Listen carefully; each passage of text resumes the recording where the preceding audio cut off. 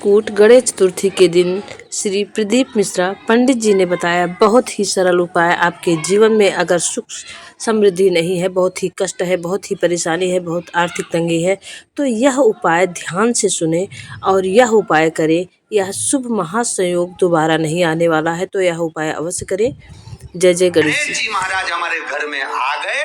गणेश जी की सबसे पहली जो आरती हो, उस आरती के समय पर अगर धूप बत्ती जलाई जाए या गोबरी को जलाकर उसमें गूगल छोड़ी जाए और गूगल छोड़ने के बाद गणेश जी का नाम ध्रुम वर्ण कह दिया जाए, तो गणेश जी को तुम्हारे घर की पूजा स्वीकार करना पड़ती है। बस वो समय हम जानते हैं। हम तो बस उतना जानते हैं कि शिव महापुराण में लिखा और मुद्गल पुराण में लिखा, गणेश पुराण में लिखा, गणेश जी का एक नाम होता है ध्रुम वर्ण। क्या नाम है? ध्रुम वर्ण गणेश जी का एक नाम होता है। जब हम धूप जलाकर और धूप लगाने के बाद में गणेश जी की सबसे पहली आरती करने के पहले अगर हम सबसे पहली आरती गणेश जी की कर रहे हो, अपने घर में स्थापना कर रहे हो, बिठा रहे हो, और तुम चाहते हो कि गणेश जी मेरे घर में आके मेरी पूजा को स्वीकार करें और जो मांगू मेरा गणेश मुझे दे 10 दिन के अंदर, तो पहला नाम लेकर पुकार लेना ध्रुम वर्ण विनायक, बैठो, बस काम हो गया। वो फ्री होकर आता। सुंदर जोड़ी थी शंकर और पार्वती की, सही है कि गलत है? कभी नहीं झगड़ते थे। इसलिए पृथ्वी पर ना तो लक्ष्मी जी के व्रत हैं, ना ब्रह्माणी के व्रत, ना इंद्राणी के व्रत। अगर पूरी पृथ्वी पर सबसे ज्यादा व्रत किसके हैं? माता पार्वती। तीज का व्रत किसका? पार्वती का। चतुर्थी का व्रत किसका? पार्वती का। चौथ का व्रत किसका? पार्वती का। छठ का व्रत किसका? पार्वती का। जितने व्रत है सब माता पार्वती। गणेश जी मैया को प्रसन्न करने के लिए अष्ट रूप में धारण करते हैं। 8 रूप भगवान गणेश जी ने धारण। एक मयूरेश्वर गणेश, दूसरा सिद्धि विनायक, तीसरा बल्लालेश्वर, फिर वरद विनायक, फिर चिंतामणि, फिर गिरजात्मज, फिर भगवान गणेश विघ्नेश्वर अष्ट विनायक, फिर महागणपति। ऐसे गणेश जी के अष्ट नाम हुए। उस समय तिजोरी के अंदर जो गणेश की प्रतिमा रखी जाती है, किस नाम से रखी जाती है? तो तिजोरी में हम जो गणेश की प्रतिमा रखते हैं वो वरद विनायक के नाम से रखते हैं। कौन सा गणेश? वरद विनायक के नाम से तिजोरी में गणेश रखते हैं। और वरद विनायक के नाम से गणेश जी तिजोरी में रखाते हैं। आपको कथा में कहा था, घर में सीधी सूंड का गणेश और व्यापार व्यवसाय ऑफिस में उल्टी सूंड का गणेश होना चाहिए। वरद विनायक को तिजोरी में। जब मकान का गृह प्रवेश होता है तो गणेश जी की पूजन जो दरवाजे पर करी जाती है उसे सिद्धि विनायक गणेश कहते हैं। कौन सा गणेश? सिद्धि विनायक। जब हम घर में शुभ कार्य हो, बंदर बाल लगाएं, कोई दरवाजे पर शुभ लाभ लगाएं या स्वस्तिक बनाएं या माताएं दरवाजे पर रंगोली डाले, तो उसी समय पर सिद्धि विनायक के नाम से रंगोली डालना चाहिए। तो घर में लक्ष्मी बढ़ती है, सिद्धता बढ़ती है।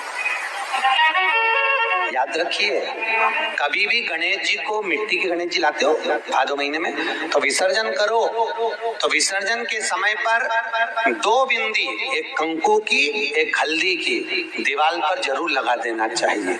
क्यों? क्योंकि गणेश जी हमारे यहाँ आते हैं तो रिद्धि सिद्धि के साथ आते हैं, पर जब गणेश जी जाते हैं अगर हम बिंदी नहीं लगाते हैं तो गणेश जी अपनी रिद्धि सिद्धि को साथ में लेकर चले जाते हैं। पति के साथ पत्नी वापिस चली जाती है। जब हम बिंदी लगाते हैं तो उसका मतलब होता है कि हमारे घर की बहू हमारे घर में रहे, बेटा भले भ्रमण के लिए जाए। तो गणेश जी जाते हैं, रिद्धि सिद्धि घर में रह जाती है। इसलिए रिद्धि सिद्धि को घर में रखने के लिए 2 बिंदी लगाना चाहिए, एक कुंकू की, एक हल्दी।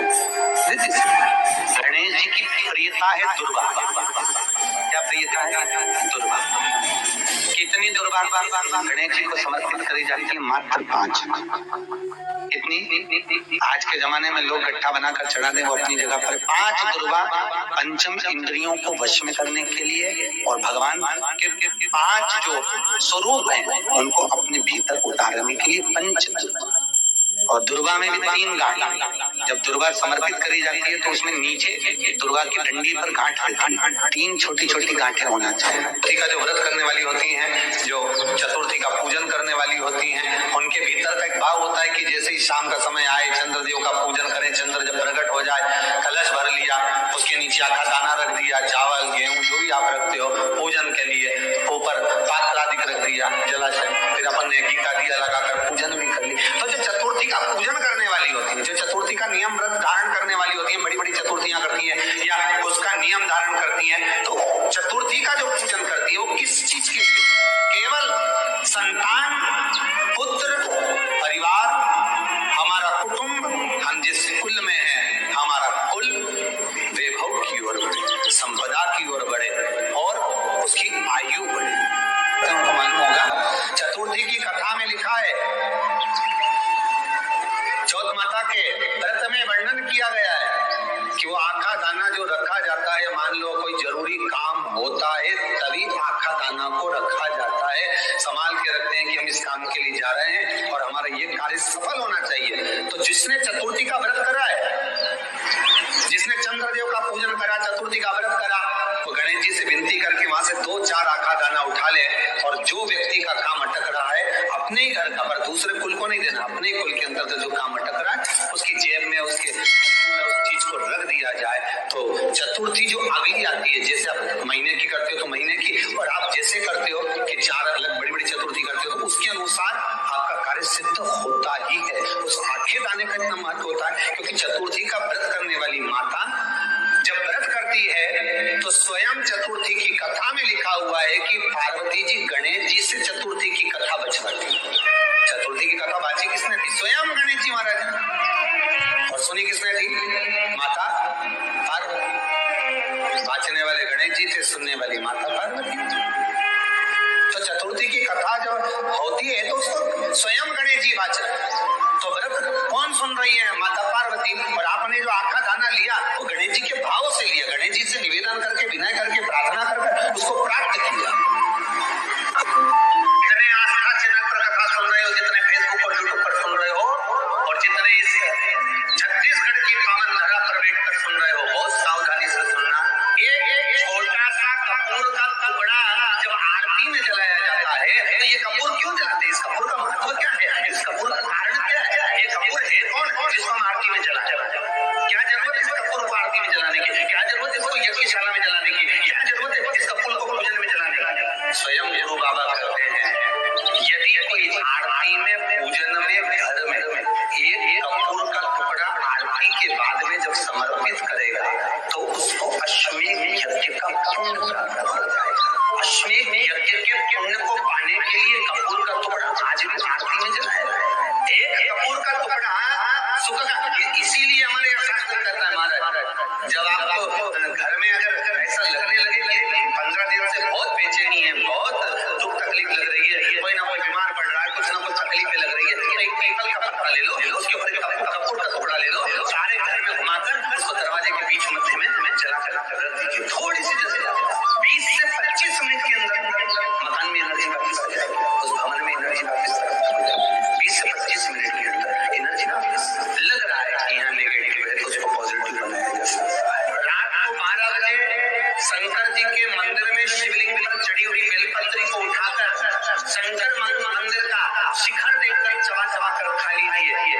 आपके पाँव के घुटने बदलने की जरूरत नहीं पड़ेगी, ऑपरेशन की जरूरत नहीं। पेटता, अलमस्तता, इस संवाद के अंतर्गत ये जो संवाद आया है, श्री गणेश जी महाराज ने श्री शैलम पर, कार्तिकेय महाराज की पावन धरा पर, मल्लिकार्जुन की पावन धरा पर, श्री शैलम में 3 प्रश्न श्री गणेश जी महाराज ने करे और वो गणेश जी के 3 प्रश्न आपको भी ज्ञात होना चाहिए। पहला प्रश्न गणेश जी महाराज ने अपनी माता से कहा, माँ, मृत्यु लोक के अंतर्गत इस भूमि पर जन्म लेने के बाद में अगर व्यक्ति को वृद्ध अवस्था का सामना न करना पड़े तो उसके लिए क्या करना चाहिए? सुन लेना जवान भाई, जितने भी बेटा बेटी बैठे हैं और जितने आस्था चैनल पर फेसबुक यूट्यूब पर सुन रहे हैं, बड़े ध्यान से सुन लेना कि मान लो कि हमें वृद्धावस्था देखना ही ना पड़े,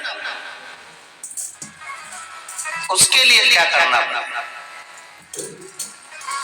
तो कहा उसका एक ही साधन है, राम राम रटते रहो जब तक घट में प्राण, कब हो तो दीन दयाल के भनक बढ़ेगा।